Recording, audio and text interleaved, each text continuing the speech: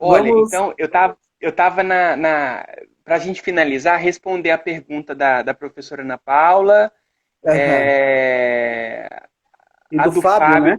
a do Fábio tu estava respondendo, não era? Pronto, pode Isso, continuar na isso. do Fábio. Isso. Então, Fábio, eu acho que dando esses exemplos, eu acho que vai auxiliar o paciente a ter uma visão um pouco maior do processo e, acima de tudo, hoje, pelo menos, eu tento fazer isso comigo também, é fazer com que ele se reflexione em relação aos conceitos que ele tem, aos paradigmas que ele coloca, as limitações que ele mesmo impõe, né?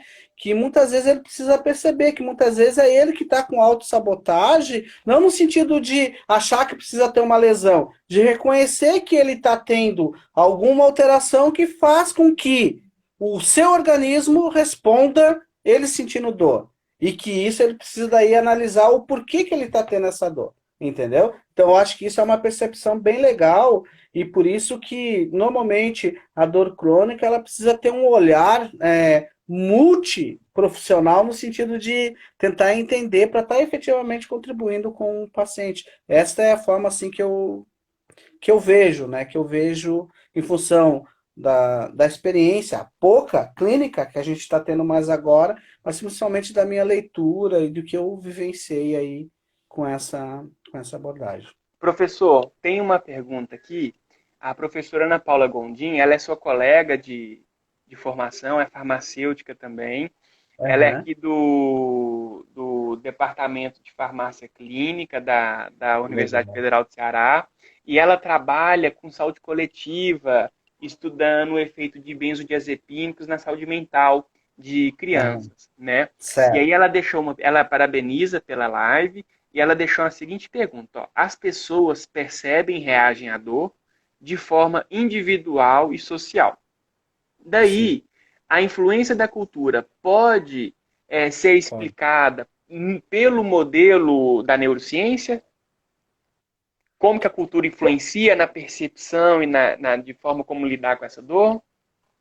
É, bem, eu não sei assim, se eu poderia falar que a neurociência vai explicar isso, né? Mas os estudos que nós temos que conduz isso demonstra que essa herança cultural e esse crescimento ele influencia diretamente na resposta de dor, certo? A gente pode comparar, pelo menos os estudos clássicos que demonstram isso, são os estudos relacionados, principalmente utilizando mulheres, né, em trabalho de parto, né, onde eles comparam muitas vezes assim as mulheres de origem oriental, principalmente japonesa, chinesa, em relação àquela repressão de não expor os sentimentos, né, com mulheres ocidentais e demonstram que no trabalho de parto, que é uma dor, dizem que o homem sente uma dor semelhante ao trabalho de parto quando tem cólica renal, né? Cólica Cálculo renal. renal, né? Já Pelo ouvi essa menos é o que a analogia. gente é, eu nunca senti, né? Então, pelo menos é o que a gente lê na literatura, né? E os trabalhos demonstram que no trabalho de parto, normalmente as mulheres de origem oriental, assim, em função da própria criação, da própria cultura, né? De ter que sentir dor, mas não demonstrar, né?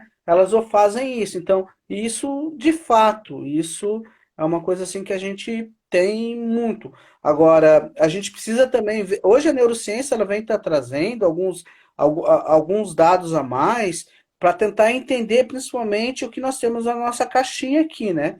Então, a comunicação que existe de estruturas encefálicas que podem estar associada a um sinal de intensificador com estruturas que têm a capacidade de inibir essa e fazer com que o indivíduo, por exemplo, tenha uma redução desse sinal de alerta de dor, entendeu? Então, hoje os estudos de ressonância funcional vêm demonstrando isso, né? Que nós temos áreas encefálicas que elas estão mais atreladas, assim, então pessoas que têm um perfil, por exemplo, mais de ansiedade, mais de depressão, têm essas áreas ativadas e essas áreas elas estão diretamente relacionadas com uma resposta maior para a dor. Então, Ótimo.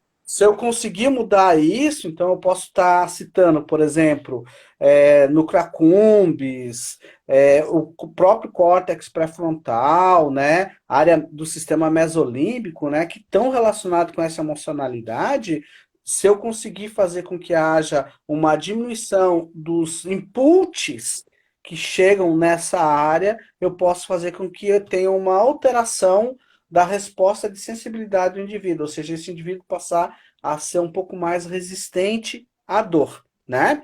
E é interessante, porque se nós somos. Já percebeu que eu falo bastante, né, Bernardo? Professor, você está me dando vontade de te perguntar, mas eu vou perguntar agora, você aguenta Ó, aí. é interessante, se nós formos, já que nós estamos falando de dor crônica, se nós formos ver assim, ó, um dos primeiros medicamentos a ser industrializados, foi a morfina, lá no século XVIII, né? Então, a morfina, ela foi isolada lá no século XIX, né? Foi em 1850, se não me falha a memória. Ela já começou a ser utilizada como anestésico, analgésico, e até hoje ela vem sendo utilizada. Tem vários outros protótipos assim. E uma das coisas que a morfina tem é de interferir ela tem seu efeito euforizante, né? Ou seja, ela melhora o estado do indivíduo, né? Então, é comum, assim, o indivíduo que usa morfina, muitas vezes, assim, por ela também melhorar a euforia dele, o estado dele, o indivíduo passa desapercebido que está com alguma lesão, né? E isso, hoje em dia, a gente vem estudando muito, porque se eu começo a focar que eu tô com o meu braço quebrado, que eu tô com o meu braço quebrado, toda a minha atenção vai estar sendo para o meu braço. Então, qualquer resposta vai estar sendo intensificada. Então, essas são abordagens hoje em dia que vem sendo utilizado para também mudar um pouco o paradigma de concentração, ou seja, da atenção, né? E por isso que muitas vezes as pessoas saindo de casa, caminhando, conversando com um, com o outro, o ditado popular parece, né? Ou seja, não dá atenção para aquilo, não é que não esteja lesionado ali, não, é que a pessoa começou a focar em outras coisas. Então, o foco pode ser um determinante também na intensificação desses quadros. Professor, o Rafael Vercelino, aí Uhum. do Rio Grande do Sul, tchê, ele, Sim. Um abraço, ele, Rafael. ele está perguntando o seguinte, professora Daí, na sua opinião, sobre a extrapolação dos dados obtidos em modelos animais para humanos, Uhum. ele pergunta o que, que o senhor acha, qual que é a sua opinião de extrapolar dados obtidos em modelos animais para humanos, e sendo específico assim, dados relativos à dose, frequência e amperagem de uma eletroacupuntura. Certo.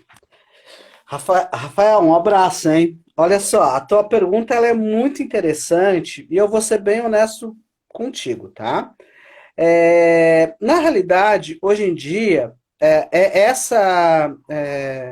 o que se suscitou muito é essa história de cloroquina, hidroxicloroquina, tal, tal, entendeu? Se você tem um estudo, que esse estudo ele foi feito com a maior seriedade possível, dentro do padrão e do rigor metodológico adequado, eu acredito fortemente que nós podemos extrapolar resguardando as suas características para o ser humano, tá? Eu vou dar um exemplo para vocês. Em 2010, ou seja, 10 anos atrás, foi publicado um artigo na Nature Neuroscience, falando que o agulhamento no ponto ST36, eu não me recordo o nome dos autores, viu, Bernardo? Eu não sou tão bom quanto você para lembrar os nomes assim, eu já completei 18 anos, então algumas coisas eu esqueço, tá? Mas esse artigo foi publicado na Nature Neuroscience, é, foi um burburinho ali em relação à comunidade acupunturista, que nesse artigo eles demonstraram que o agulhamento era capaz de aumentar a produção de adenosina, né? No acuponto, no local lá. Então, a produção de adenosina a gente sabe que ela ela seria um metabólito, né, do ATP, né, uma base nitrogenada, né, E essa adenosina o nosso organismo produz, ela sofre a metabolização e dá origem à adenosina, né? É o nucleosídeo, né? Que é produzido pelo nosso organismo também. 2 anos depois, o mesmo grupo publicou um artigo no The Journal of Pain, se Deus quiser nós vamos publicar lá, né, Bernardo? Deus quiser. Mostrando em humanos que realmente existia a produção de adenosina com a estimulação do ST36, entendeu?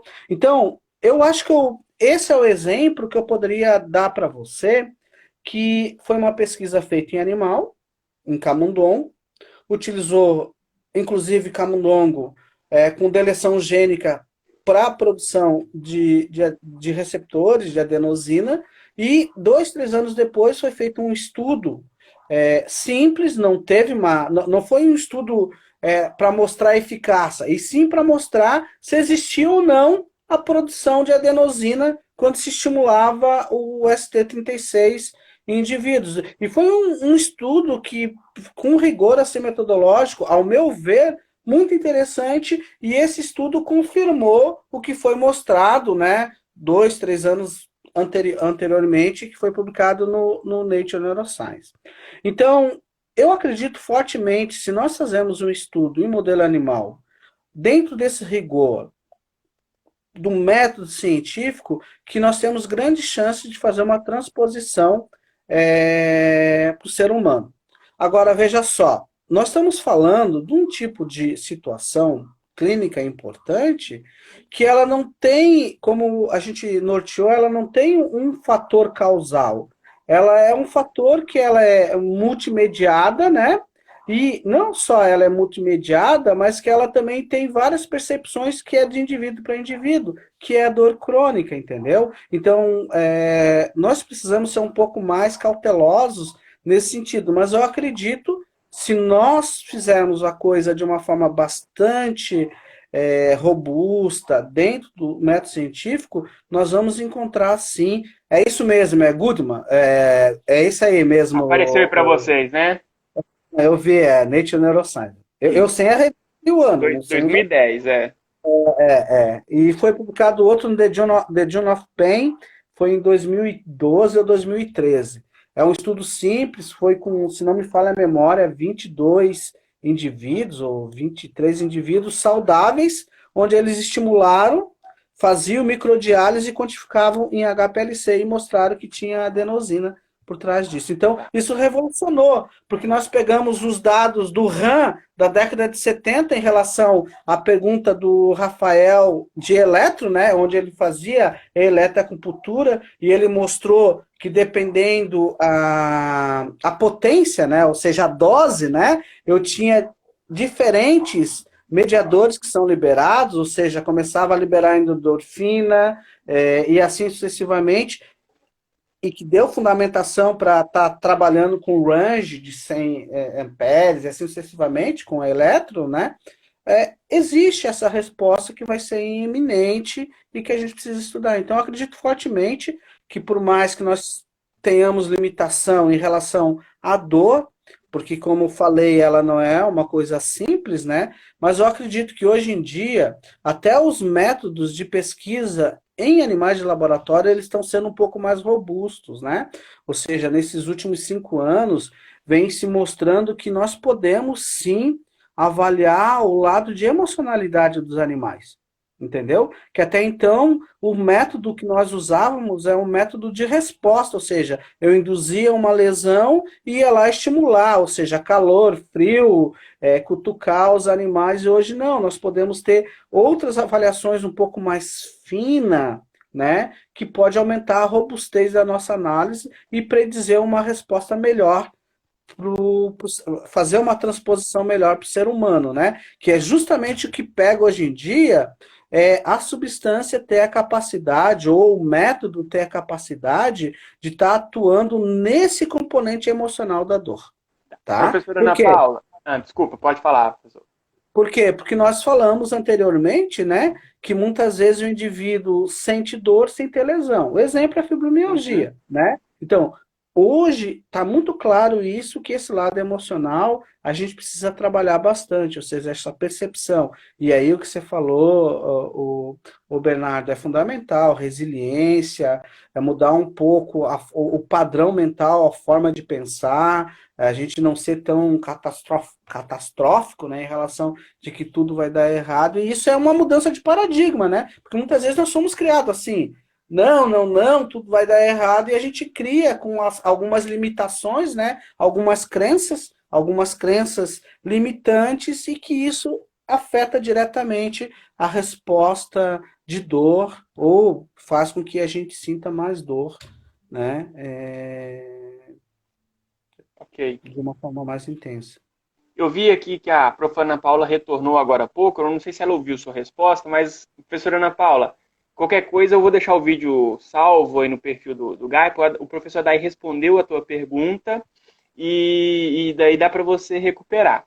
Agora tem uma outra pergunta. Ah, professor, o estudo é realmente do grupo da Nana Goldman, né, que é um Uhum, grupo dos Estados Unidos, da Universidade de Rochester. É um centro de neuromedicina translacional, né? Essa pesquisa é, translacional é justamente essa que o uhum. Rafa perguntou, né? De levar do animal para o humano.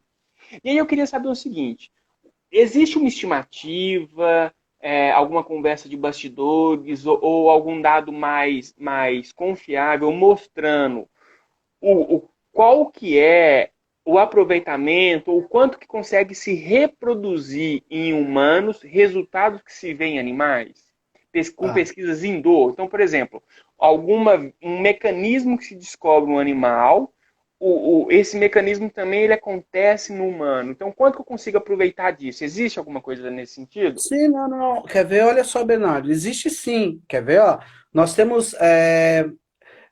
Hoje em dia, você consegue, por exemplo, identificar. Só para você ter noção, boa parte do conhecimento que nós temos hoje da neurociência ou da neurofisiologia da dor, atrelada a identificar alvos proteicos que nós chamamos de receptor, certo? Que principalmente nesses últimos 20 anos, aí nós podemos dizer, né? Eles vêm assim de estudo utilizando a mosca da fruta, Drosophila, né?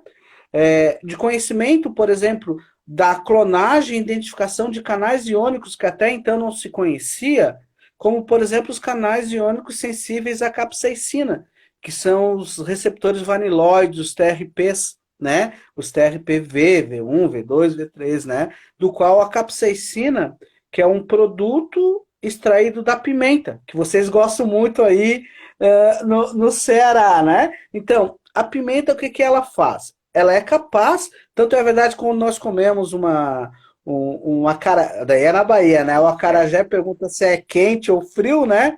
A gente que é daqui não conhece muito, vai lá, não, quero quente, claro, né? Enche de pimenta, a pessoa não consegue nem comer, ainda mais quem é muito sensível, né? Então a capsaicina ela interage nesse canal e ele é capaz de ativar esse canal. E esse canal é um canal iônico que está presente no nosso receptor e está presente também na medula e no sistema nervoso central, certo?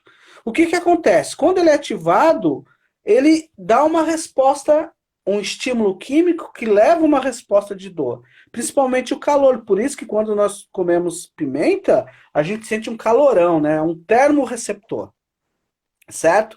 Da mesma forma que se descobriu receptores que são responsivos ao frio, né? Onde o gelol que a gente passa tem a capacidade de atuar. E aí você fez uma colocação fundamental no início, Bernardo, por exemplo, nós agora aqui no sul vai começar o inverno. Né? Então é muito comum as pessoas que têm alguma lesão, alguma coisa, começar a dizer, putz, aquele meu braço quebrado, estou sentindo diferente, tá? Porque a baixa temperatura, pressão, tudo isso faz com que estimule isso e eu começo a sentir. São todos esses receptores que estão sendo ativados, né? E basicamente foi o quê? Através de produtos naturais, plantas, alimentos comestíveis, entendeu? O que acontece? A gente consegue demonstrar que eles estão em humano, só que a gente não está conseguindo, principalmente a indústria farmacêutica, a fazer medicamentos tão específicos que sejam melhores do que aí estão e que evoluam para uma fase de liberação, né? Porque a pesquisa clínica, principalmente com fármacos, ela é rígida no sentido que existe algumas fases e existe uma segurança muito grande, entendeu? Então, Uhum. em relação às PICs, eu acredito que algumas das PICs sejam um pouco mais fáceis da gente trabalhar de uma forma clínica que, por exemplo, fatores limitantes como baixa de segurança, talvez isso não possa estar trazendo. Por exemplo, acupuntura, algum outro risco, e a gente possa demonstrar de uma forma mais contundente essa transposição do modelo animal para o modelo humano. Tá Entendeu? bom.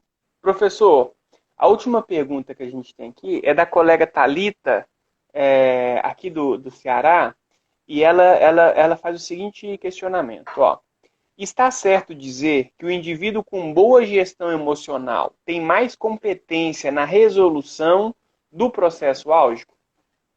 Eu acho que ela tem alguma formação nessa humanas, né? Que gestão emocional, isso. Eu estou trabalhando, a minha esposa é enfermeira, então eu converso muito com o grupo delas, então eu estou aprendendo muito essas Ela é formas de. enfermeira, a Thalita. Enfermeira É acupunturista. enfermeira, né? É. Então, você vê, eu mais ou menos eu imaginei isso, né? É assim, Thalita, o que você falou é diretamente proporcional. A forma que eu lido, a gestão que eu lido, a forma que eu vejo isso, isso seguramente vai estar sendo transportado para a resolubilidade de qualquer outra dificuldade que eu tenho. Então, quanto mais controle eu tenho dessas, dessa gestão intrínseca, melhor vai ser a minha adaptação frente a uma dificuldade, quer seja ela física ou emocional, com certeza eu vou ter uma resolubilidade muito melhor em relação a isso, desde que eu tenha essa autogestão, né? Então, isso é uma coisa muito importante e, na realidade, isso a gente tenta fazer todos os dias, né? A gente tenta estar sempre alerta, mas, infelizmente, muitas vezes a gente vacila e não consegue manter essa autogestão, esse controle de uma forma positiva. Mas você está correta, concordo contigo. Perfeito. Pessoal, ó, não chegou mais perguntas aqui, né? Eu acho que o professor Dai já deve estar com sono também, deve ter outras agendas. Que vida de professor, o pessoal acha que é de segunda a sexta, em horário comercial, mas poucos sabem, né, pessoal Daí? Leitura de artigo, resposta de e-mail, É bastante acontece coisa. nas madrugadas, né? Sim, sim. Mas só para finalizar, então, já que a gente conseguiu responder todas as perguntas dos ouvintes, eu tenho uma pergunta para o senhor. É muito comum, na hora que a gente vai ler a introdução de um ensaio clínico, um artigo sobre acupuntura, e fica um discurso comum que, assim, os mecanismos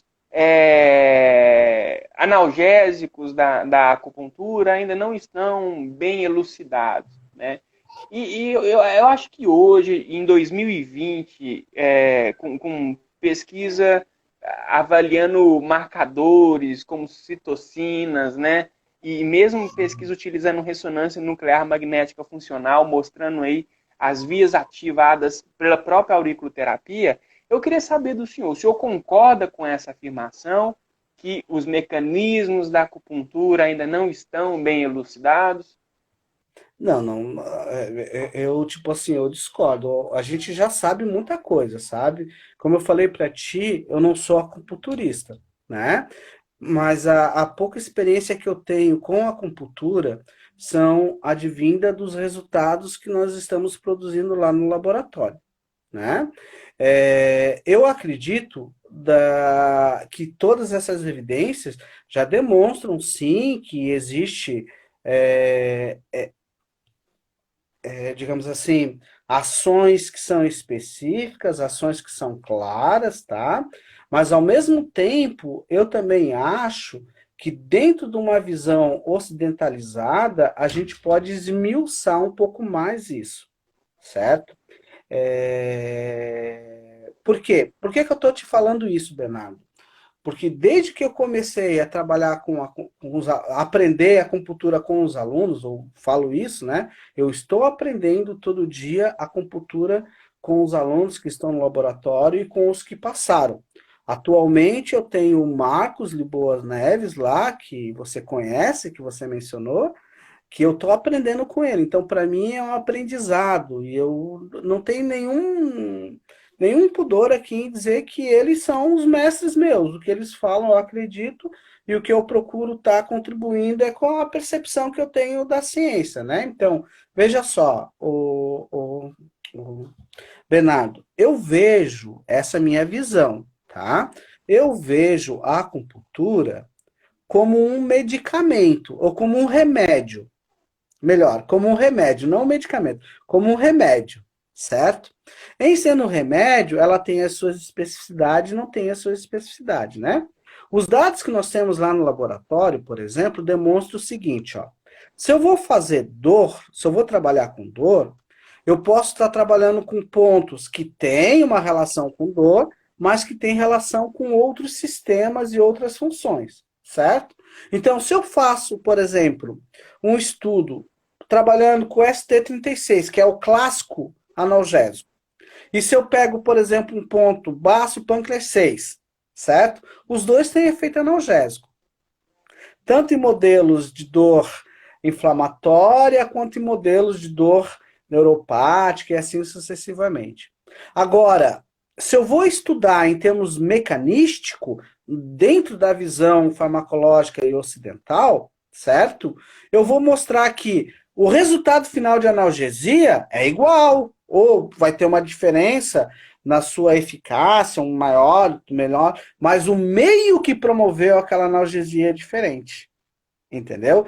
É diferente em relação ao que está ativando endogenamente, certo?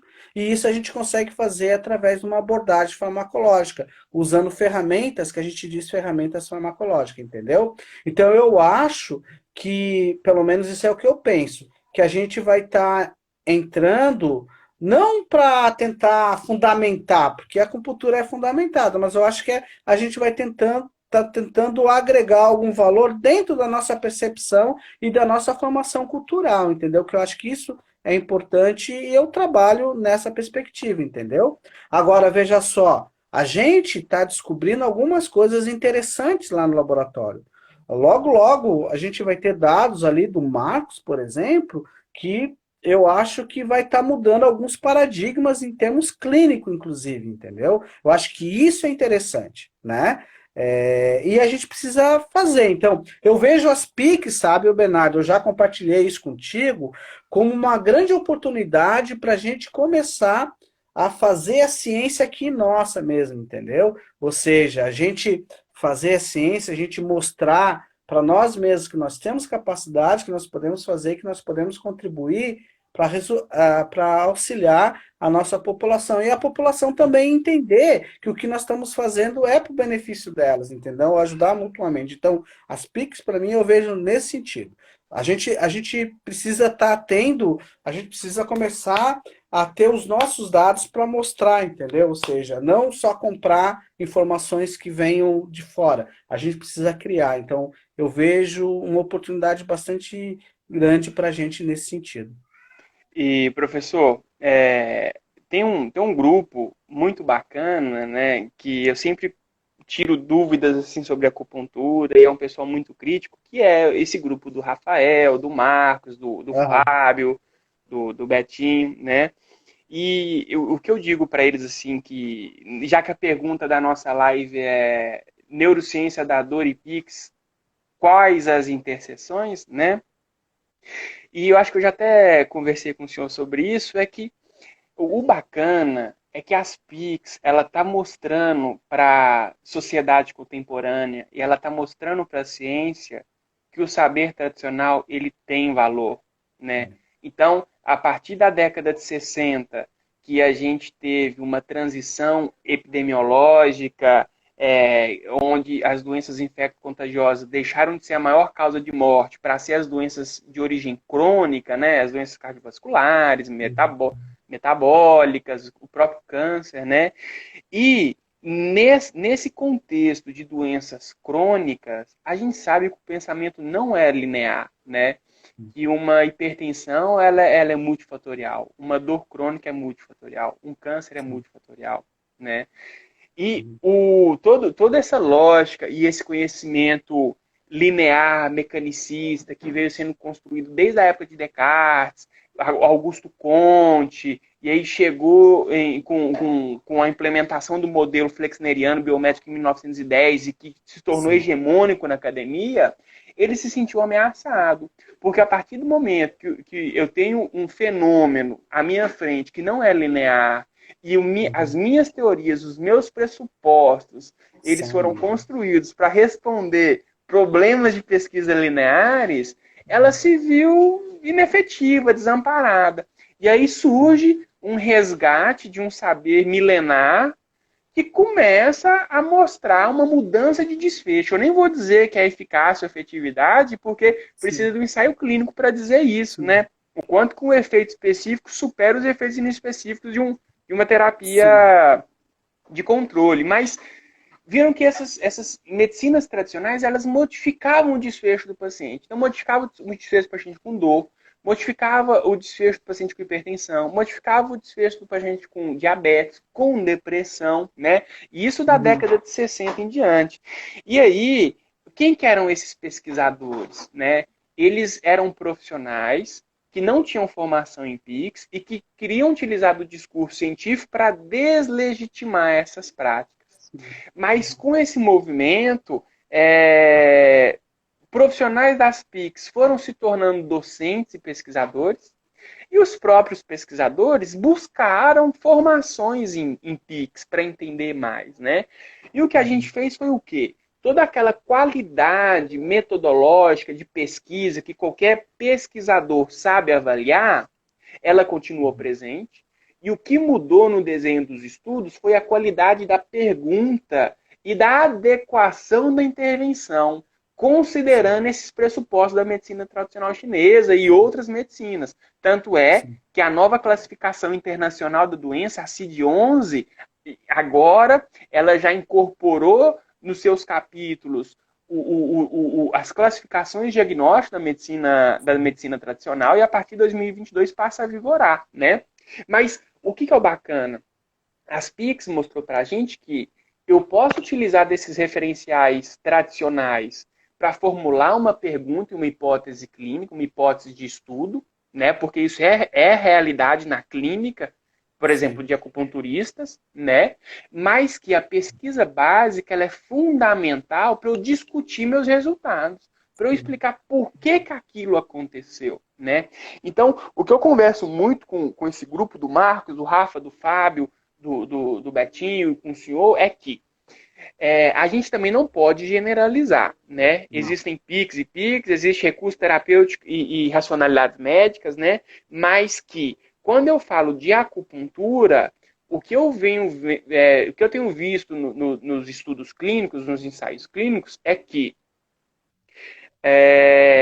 o avanço da descoberta em neurociência ela ainda não modificou a prática da acupuntura em si, porque todo aquele arcabouço teórico da acupuntura, ele é muito útil na hora de eu organizar e classificar os meus achados clínicos, né? De eu estabelecer um padrão de síndrome, de diagnóstico e fazer uma escolha de pontos para tentar tratar isso. Né? Saiu um Uhum. ensaio clínico no ano passado na JAMA, com mais de, eu acho que 200 participantes, que pesquisou o efeito da acupuntura para angina, cara. Eram 4 grupos.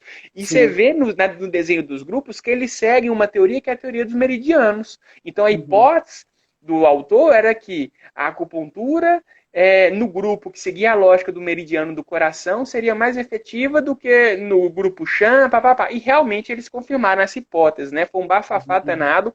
Mas quando você pega os estudos, vários constroem a pergunta clínica com base no referencial teórico da medicina chinesa. Agora, Uhum. na auriculoterapia, eu vejo que a neurociência está a um passo de modificar a prática Sim. clínica do profissional. Porque até o momento, a teoria básica que a gente segue da auriculoterapia, eu dizendo a auriculoterapia como um grande guarda-chuva, sem especificar em chinesa, francesa e tudo mais, né? Falando Uhum. no geral da terapia auricular, é que todo paciente enfermo ou em um estado de deficiência, de disfunção, ele vai ter uma representação somatotópica na orelha, né, naquela estrutura ou naquela função específica, que vai estar sensível à palpação, e o que eu preciso é estimular esse ponto e uma série de combinações de pontos que possuiriam aí efeitos filosóficos, né, como acalmar a mente, fazer o sangue e o ti circular e tudo mais, e que eles são empregados na pesquisa hoje em dia, né? Mas pelo que eu tenho conversado com vocês e o que eu tenho lido, a neurociência ela está ajudando a elucidar qual que é o papel do nervo vago, de todas essas vias de modulação central da dor e até mesmo da lateralidade da orelha em algumas respostas. Isso se concretizando, o que vocês estão vendo em animais passável em humanos, cara, aí realmente para mim é uma medicina integrativa. É o olhar para o meu paciente e eu fazer a minha tomada de decisão clínica, o meu raciocínio, não desprezando o saber tradicional e nem dando ênfase só para o saber biomédico, e sim fazendo a integração dos dois. Então, eu vejo assim, um potencial revolucionário para a terapia auricular, essa pesquisa que vocês realizam no laboratório. Ô Bernardo, se você me permite, por isso que eu digo assim, ó, eu aprendo, a acupuntura para mim é um aprendizado, entendeu? Então eu aprendo com as pessoas que estão no laboratório. Eu comecei aprendendo lá com a Morgana e agora eu continuo aprendendo com o Marcos, uma outra, trabalhando com a orelha, a aurículo, né? O microsistema, tal, tal. E de fato, o Marcos ele está tendo resultados assim extremamente surpreendentes, até inclusive para ele, como acupunturista e, e autor de livro específico de aurículo, né? Tem uma bagagem fantástica, entendeu? Seguramente, com certeza, eu acho que os dados que ele está gerenciando e está produzindo pode fazer com que haja uma reflexão bem interessante e ter um reflexo direto em relação à atenção na clínica mesmo. Mas eu acho que a grande ideia legal, o Bernardo, a gente já teve um bate-papo disso essa semana, se não me falha a memória, né? É a gente utilizar esse nosso tempo agora para a gente começar a fazer algumas reflexões nesse sentido para juntos, eu, você, ou enfim, quem tiver afim, tá trabalhando em conjunto para a gente fazer essas perguntas robustas e um desenho experimental robusto no sentido de deixar o mais puro possível sem os grandes vieses, né? Porque o grande viés que existe em relação à acupuntura está justamente nessa ação que ela tem sobre a percepção do indivíduo, ou seja, a expectativa que o indivíduo tem. Então, vários estudos muitas vezes faziam com que ela ia por terra, que depende da expectativa, né? E aí, a resposta para o Rafael, o modelo animal não existe expectativa. Né? Então, um modelo animal, nós podemos estar dizendo que ali nós podemos estar observando o componente biológico, que esse componente biológico ele seria muito semelhante, eu não vou dizer igual, porque a gente precisa ser um pouco ser comedido nessa nossa explanação com o que ocorre no ser humano, entendeu? Porque no modelo animal funciona tanto o agulhamento, funciona a aurículo, funciona a acupressão, funciona o laser ou o LED no acuponto, e isso funciona, entendeu?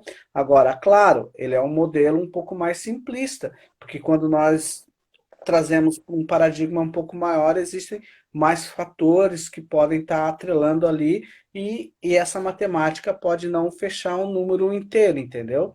Mas eu acredito piamente nisso e eu acredito que nós temos potencial de estar fazendo estudo com essa magnitude, com essa robustez, com esse rigor metodológico, para estar desmistificando algumas coisas nesse sentido, entendeu? Eu acho que essa é uma premissa bastante importante da gente. Professor, então, para encerrar, mais duas perguntas. Surgiu uma colega aqui, a Giane, ela queria saber um Uhum. pouco Sobre a de acupuntura. acupressão. Pois é, o que se tem aí de estudo sobre acupressão que o senhor tenha lido ou que tenha realizado? O senhor já realizou algum estudo com acupressão? Por que que a acupressão Não, atua na redução da dor? não, a gente não fez no laboratório, né? Porque, ah, tipo assim, quando eu trabalhei com essa abordagem da acupuntura, nós utilizamos, a agulha, né? O Marcos também está utilizando a agulha, utilizamos o laser e o LED no acuponto, né? Não trabalhamos assim com a metodologia de acupressão propriamente dita, né? Mas isso é uma coisa muito interessante, mas principalmente para a gente estar fazendo alguma coisa com viés mais clínico, né? Porque trabalhar com acupressão no modelo animal talvez seja um pouco. A gente precisava estudar assim um pouquinho, mas seria uma coisa bem interessante assim. Eu só, digamos assim, a única coisa que eu fiz foi ser voluntário para estar sendo Recebendo. tratado, recebendo a acupressão. Mas é um tema muito legal, Giane, é muito legal mesmo de ser feito. Acho que a gente tem aí, a gente tem um universo muito legal para fazer de pesquisa, trazer perguntas nossas mesmo assim, entendeu? Acho que aí é um universo assim fantástico para a gente poder estar abordando. E a área de acupuntura, assim, ela é fantástica, né? Fantástica Olha mesmo. que legal esse comentário da Ju. A gente falou de epigenética mais cedo, né, que a Aham, acupuntura ela sim. modifica a epigenética. Ela disse que tem Aham, estudo com tuiná, né, que é um tipo de acupressão, sim. demonstrando alteração na epigenética. Depois posta Sim, pra sim, gente sim. as referências, Ju, pra gente poder ler também, tá? E Sim, sim, agora, sim. professor, para finalizar mesmo, né, antes de estourar de novo o tempo e a gente ter que abrir outra live, né?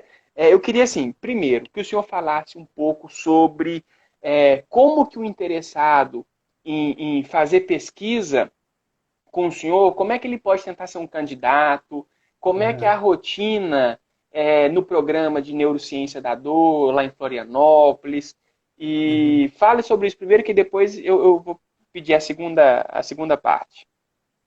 Eu acho que o mais importante de tudo é a pessoa querer ter vontade de fazer, mas ter a vontade restrita mesmo, né? Já foram várias pessoas me procurar lá que queriam fazer, e no primeiro desafio muitas vezes as pessoas não têm assim essa vontade tão intensa, né? Porque hoje em dia você fazer pesquisa nas nossas condições atuais, você precisa ser bastante resiliente, bastante perseverante e ter muita força de vontade, né? De levantar todo dia na adversidade para ir atrás de tentar responder a sua pergunta, né? Então, eu digo que se a pessoa ela quer enveredar para essa área de fazer pesquisa mesmo, a gente precisa ter isso claro, que isso é uma coisa muito séria, né? Muito importante, né? E que tem custos e que a gente não cai nada do céu e a gente precisa ter bastante vontade de estar fazendo. E lá no nosso programa existem duas formas do indivíduo, aliás, na neurociência, para fazer mestrado existe uma prova, uma seleção, né? É, e no doutorado é um projeto, e no laboratório, normalmente é recomendado que a pessoa vá para o laboratório, se disponibiliza a ficar um tempo no laboratório, né? Para conhecer, para ver a rotina, porque muitas vezes a gente cria uma expectativa que quando a gente vai lá para o front, a gente se frustra, né? Porque muitas vezes a gente é motivo por expectativa. Então, o Marcos, por exemplo, que ele está aí nos assistindo, ele sempre diz para mim, professor, eu fiquei um ano lá limpando caixa, levando isso, levando aquilo ali, e ele diz para mim assim, isso foi a energia necessária para mim estar motivado a estar fazendo o que eu estou fazendo, entendeu? Então, é legal eu ouvir isso das pessoas, né? Então, ele diz assim que foi fundamental para ele ter noção de que realmente ele queria aquilo ou não queria aquilo, entendeu? Então, se a gente quer fazer uma pesquisa da forma que a gente está conversando aqui, né, Bernardo? Robusta, que realmente precisa ter uma dedicação bastante intensa, né? Então, e o indivíduo que vai ser o sensor dele, se ele está afim, a gente vai atrás e a gente pode tentar auxiliar, né? Então, no laboratório é sempre bom estar indo lá, passando um tempo, um período, ver se é isso que quer, tentar. E no programa existem as seleções, que normalmente é uma seleção por ano para mestrado, né? Normalmente é em fevereiro, as inscrições abrem em outubro, vai até fevereiro, se não me falha a memória, e doutorado está atrelado ao projeto e assim sucessivamente, né? No laboratório a gente. E uma coisa legal é que o Land, faz uns 5 anos mais ou menos, a gente começou a tá tendo um braço, que é o braço clínico, né? Eu acho que isso é importante estar falando aqui, né? Então, até então a gente tinha muita pesquisa que eu digo básica ou fundamental, que é o estudo pré-clínico, normalmente feito em animais de laboratório. Então, há uns 5 anos atrás, a gente começou com uma equipe para fazer pesquisa clínica, né? Essa equipe se renovou porque cada um entra com um anseio e com uma pergunta, responde e vai embora. Então, eu sempre digo que lá passa, o laboratório fica. Então, eu preciso estar ciente de que eu vou estar ficando lá. Agora, as pessoas vão passar e o que eu tenho que estar fazendo é tentar contribuir da melhor forma possível, dentro das minhas limitações, com as formações, com as pessoas que lá passam, né? Porque muitas dessas vão seguir a carreira científica, ou se eu conseguir fazer com que essa pessoa ela seja um clínico melhor, ela seja uma pessoa melhor, pô, eu já também acho que eu devo ter cumprido a minha missão. Então, a gente tem esse viés clínico lá e eu estou muito feliz que o nosso departamento lá, ele se sensibilizou e liberou uma área para pesquisa clínica. Então, nós vamos ter no laboratório uma parte que é pesquisa pré-clínica e uma parte que é pesquisa clínica, certo? Então, isso é uma coisa fundamental também. E no universo conspirando a favor, agora também o senhor vai coordenar lá o ambulatório de PIX da Universidade Federal de Santa Catarina, né? Então isso Isso, eu não tinha comentado, né? Mas é. a gente, na nossa universidade, ali no HU, existe um local que é chamado Projeto Amanhecer, que esse Projeto Amanhecer ele já tem uma longa história, tem mais de, em torno de 20 anos ali, que ele foi criado com esse viés de trazer uma qualidade de trabalho e de vida para os funcionários do hospital, né? E com uma abordagem relacionada ao tratamento de naturologia dentro desse viés de PICS, ou seja, bem antes dela ser regulamentada, lá já se faziam, né? E é interessante que o Projeto Amanhecer, ele trabalha em 3 pilares, né? Que é a terapia que eles chamam energética, a terapia que eles chamam, que a gente chama comportamental, né? Ou da emocional, que trabalha mais a parte psicológica tal, e também tem a terapia corporal, que vem com a biodança, tai chi, assim. Então, tentando pegar a integridade do ser, né?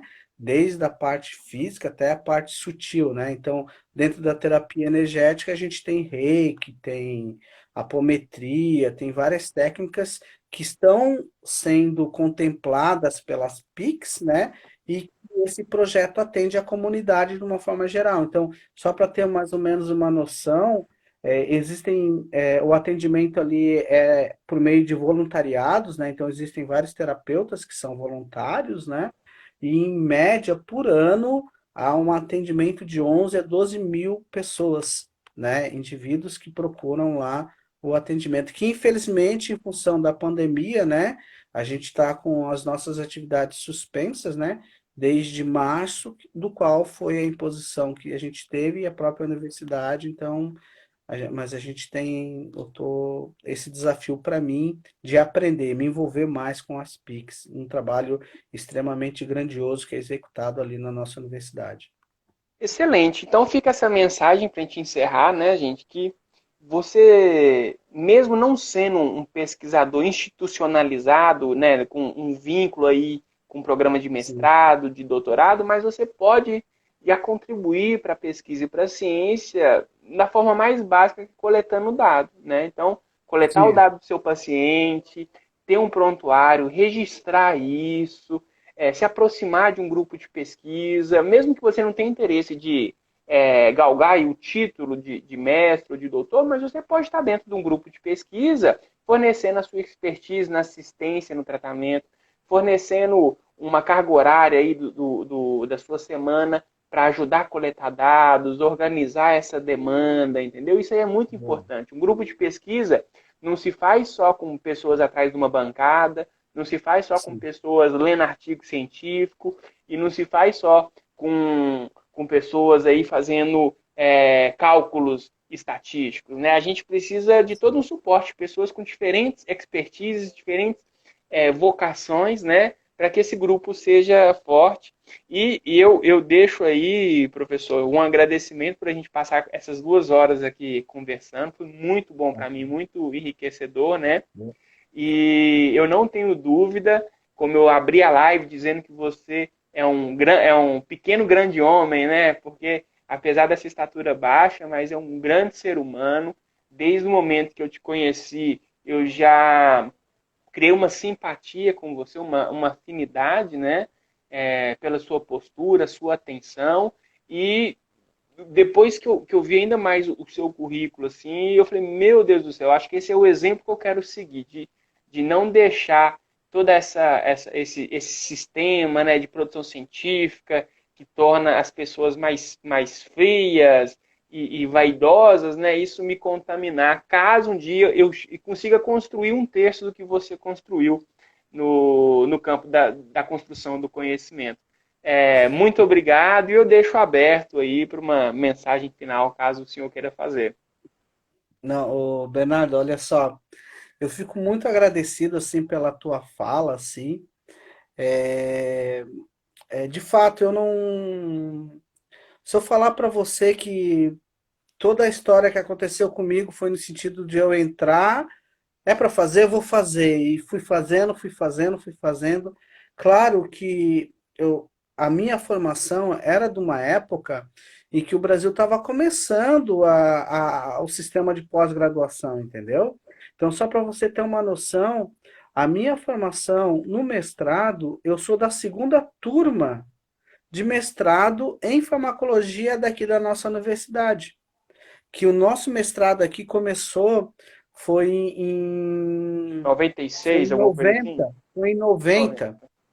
90 que começou, se não me falha a memória, a primeira turma. Eu sou da segunda turma, que eu entrei em 92, né? Enquanto que pós-graduação ela era muito forte no eixo Rio Grande do Sul, principalmente São Paulo, Rio de Janeiro, Minas Gerais, onde você fez o doutorado, né?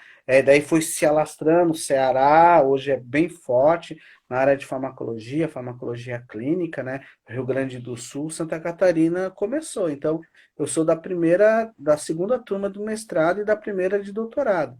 E naquela época o Brasil estava crescendo, né? Então a lei maior era a gente publicar, publicar, publicar, publicar, né?